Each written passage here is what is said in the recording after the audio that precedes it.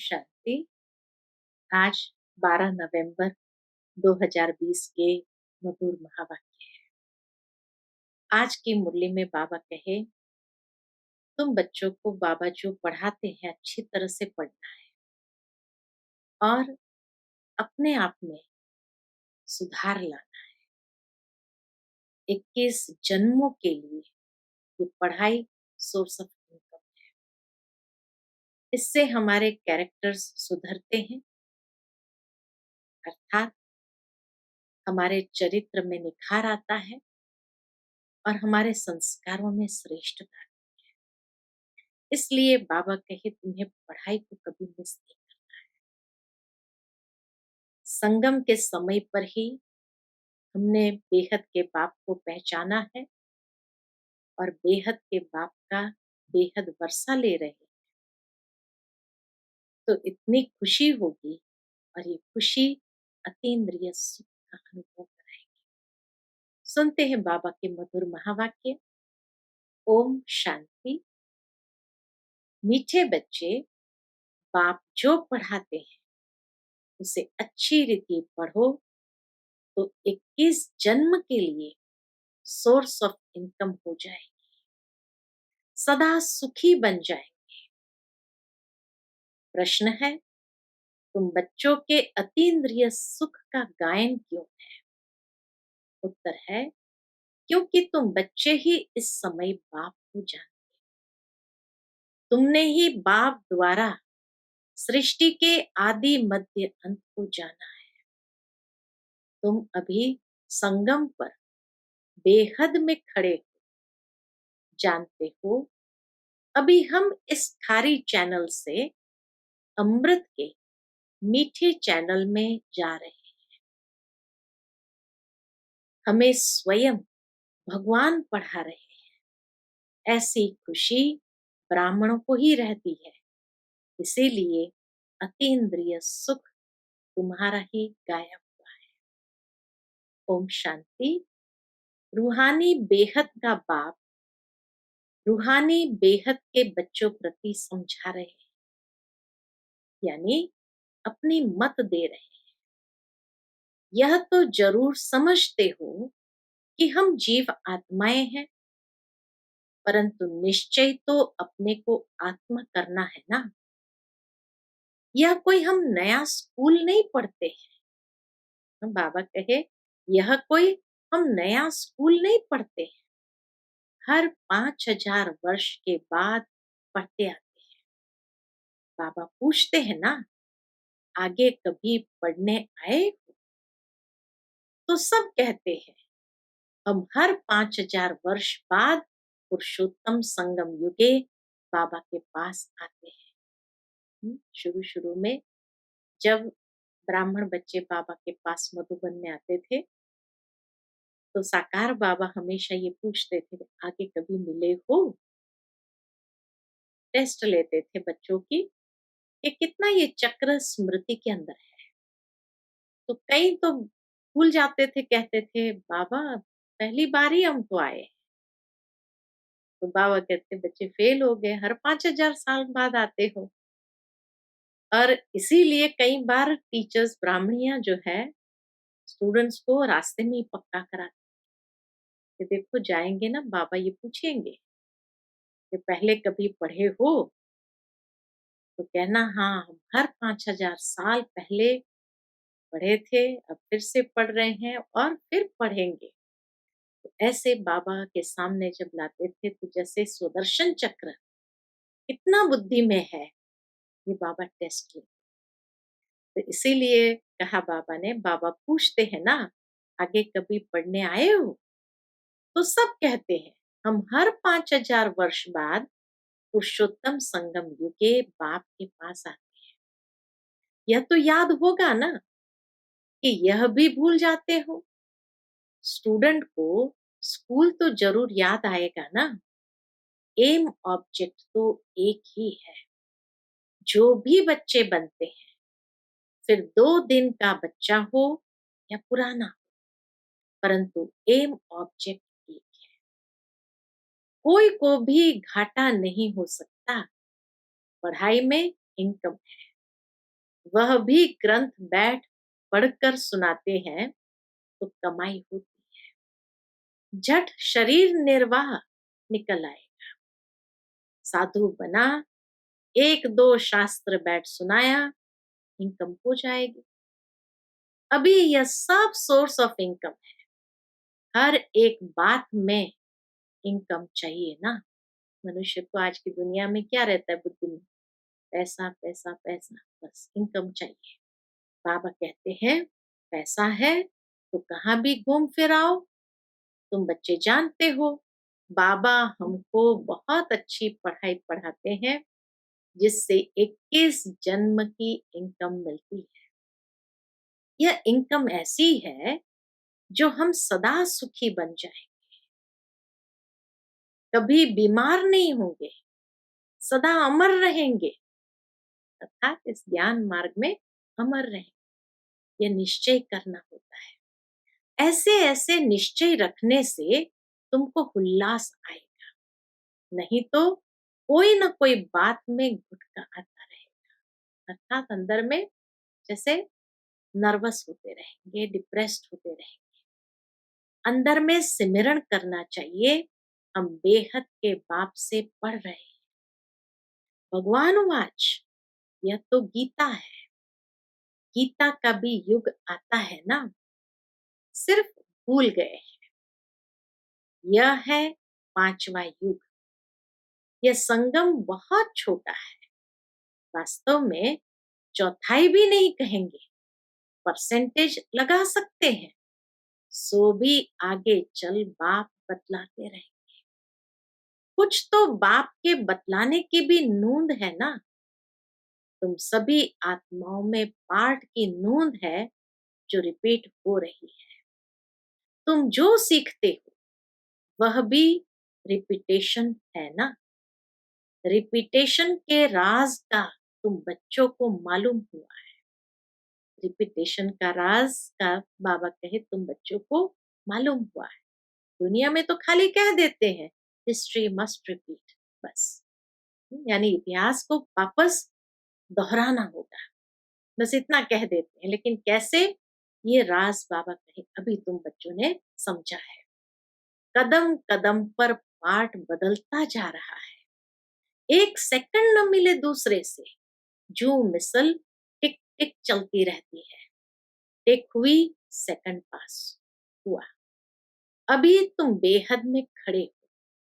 दूसरा कोई भी मनुष्य मात्र बेहद में नहीं खड़ा है। बेहद में खड़ा होना अर्थात साक्षी होकर के सारे ड्रामा के आदि मध्य अंत को समझना, उसको देखना, उसको कहते हैं बेहद में खड़े। कोई को भी बेहद की अर्थात आदि मध्य अंत की नॉलेज नहीं है। अभी तुमको फ्यूचर का भी मालूम है। हम नई दुनिया में जा रहे हैं। यह है संगम युग, जिसको क्रॉस करना है। खारी चैनल है ना, यह है मीठे मीठे अमृत की चैनल, वह है विष की। अभी तुम विष के सागर से क्षीर सागर में जाते हो। यह है बेहद की बात। दुनिया में इन बातों को, बाबा कहे दुनिया में इन बातों का कुछ भी पता नहीं है। नई बात है ना। यह भी तुम जानते हो भगवान किसको कहा जाता है, वह क्या पार्ट बजाते हैं।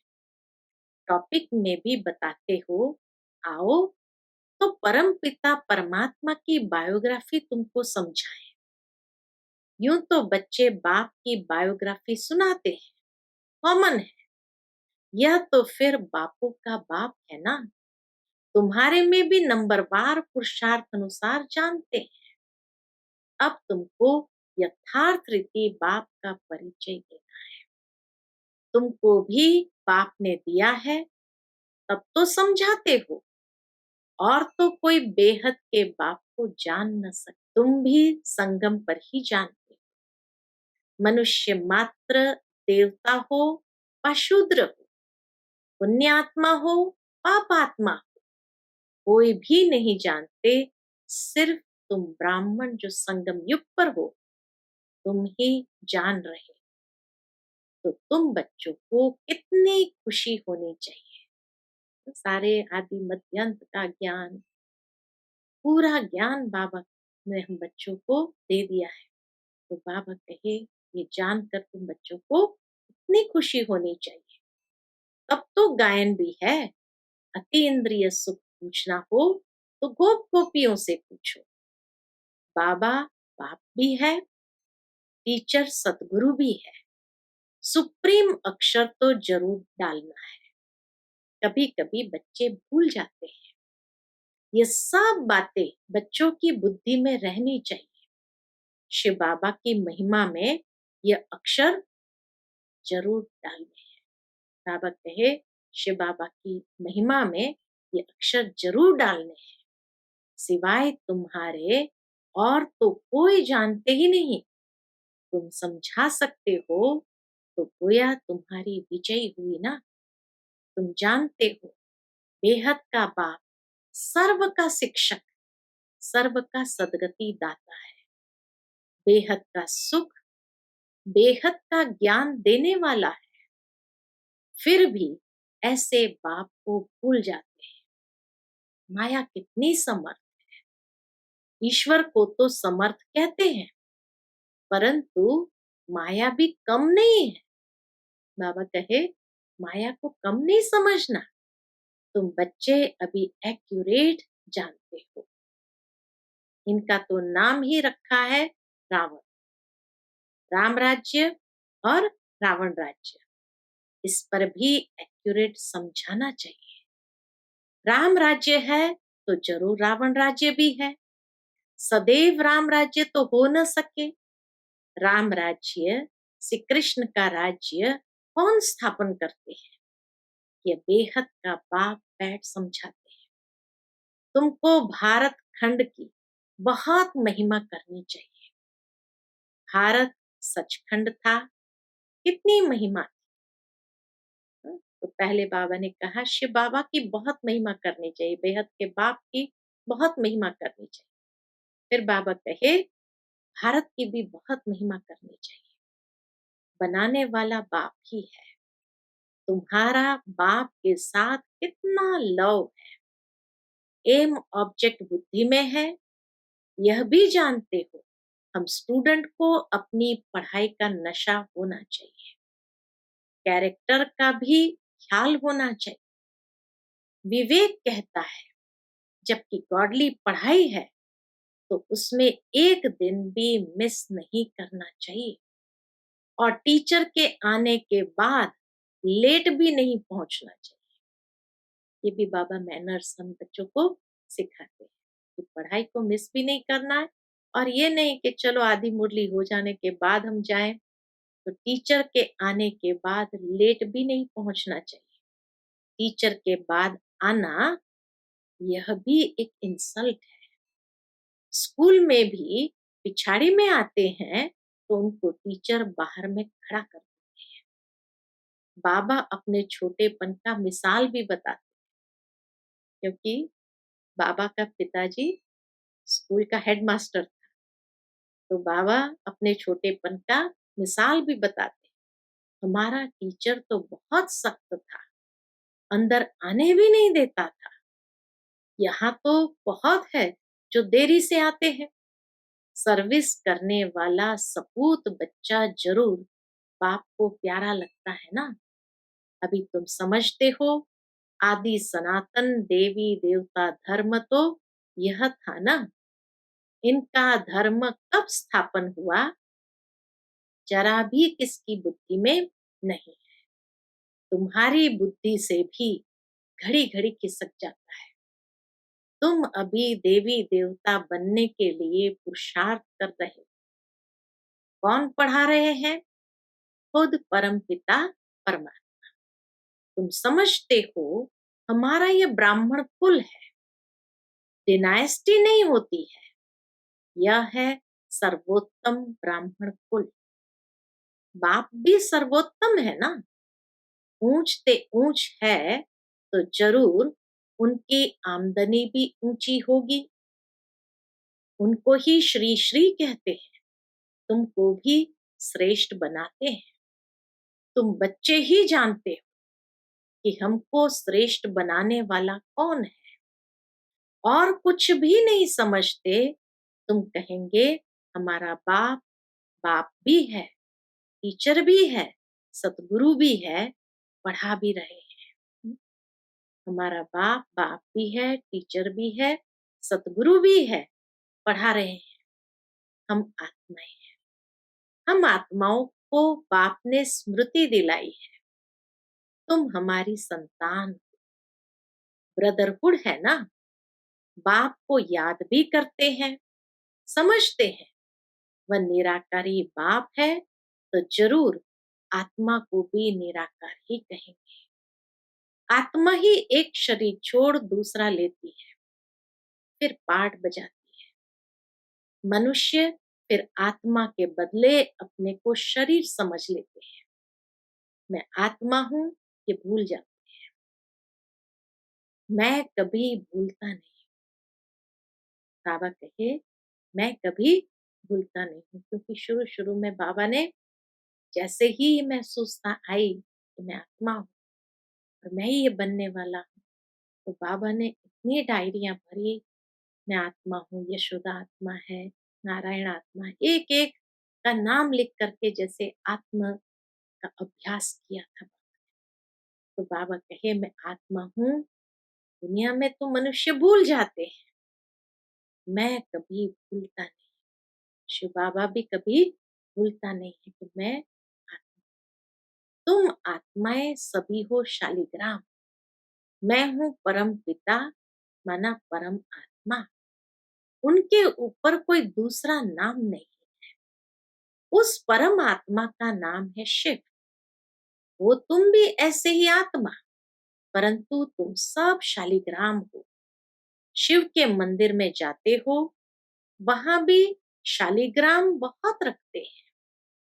शिव की पूजा करते हैं तो शालिग्राम के भी साथ में करते हैं।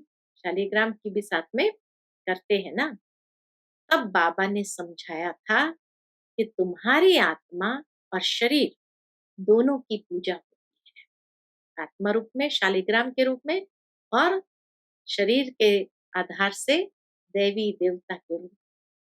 हमारी तो सिर्फ आत्मा की ही होती है, शरीर है नहीं। तुम कितना ऊंच बनते हो, बाबा को तो खुशी होती है ना। बाप गरीब होता है, बच्चे पढ़कर कितना चढ़ जाते हैं, क्या से क्या बन जाते हैं। बाप भी जानते हैं तुम कितने ऊंच थे, अब कितने ऑर्फन बन गए हो। बाप को ही नहीं जानते, अब कितने ऑर्फन बन गए, मना निधन के बन गए। बाप को ही नहीं जानते। अभी तुम बाप के बने हो तो सारे विश्व के मालिक बन जाते हो। बाप कहते हैं मुझे कहते ही हो हेवनली गॉड फादर, अर्थात स्वर्ग की स्थापना करने वाला गॉड फादर। यह भी तुम जानते हो अभी स्वर्ग की स्थापना हो रही है। वहां क्या क्या होगा ये सिवाय तुम्हारे और कोई की भी बुद्धि में नहीं है। तुम्हारी बुद्धि में है कि हम विश्व के मालिक थे, अब बन रहे हैं। प्रजा भी ऐसे कहेगी ना कि हम मालिक है। यह बातें तुम बच्चों की ही बुद्धि में है, तो खुशी रहनी चाहिए ना। यह बातें सुनकर फिर दूसरों को भी सुनानी है।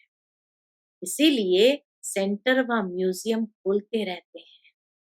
जो कल्प पहले हुआ था वही होता रहेगा। म्यूजियम, सेंटर्स आदि के लिए तुमको बहुत ऑफर करेंगे, फिर बहुत निकल पड़ेंगे।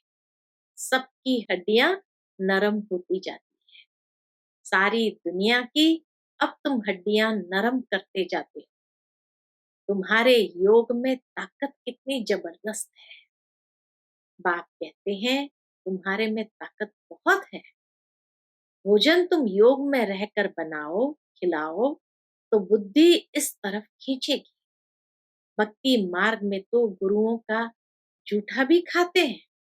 तुम बच्चे समझते हो, भक्ति मार्ग का विस्तार तो बहुत है, उनका वर्णन नहीं कर सकते। ये बीज वह झाड़ है, बीज का वर्णन कर सकते हैं। बाकी कोई को बोलो पेड़ के पत्ते गिनती करो तो कर नहीं सकेंगे, अथाह पत्ते होते हैं।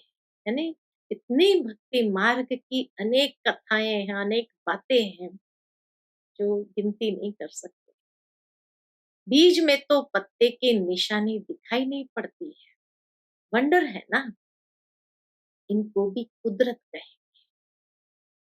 जीव जंतु कितने वंडरफुल है, अनेक प्रकार के कीड़े हैं, कैसे पैदा होते हैं, बहुत वंडरफुल ड्रामा है। इसको कहा ही जाता है नेचर। यह भी बना बनाया खेल है। सतयुग में क्या क्या देखेंगे, वह भी नई चीज ही होगी। एवरीथिंग न्यू होता है, अर्थात सब कुछ नया होता है।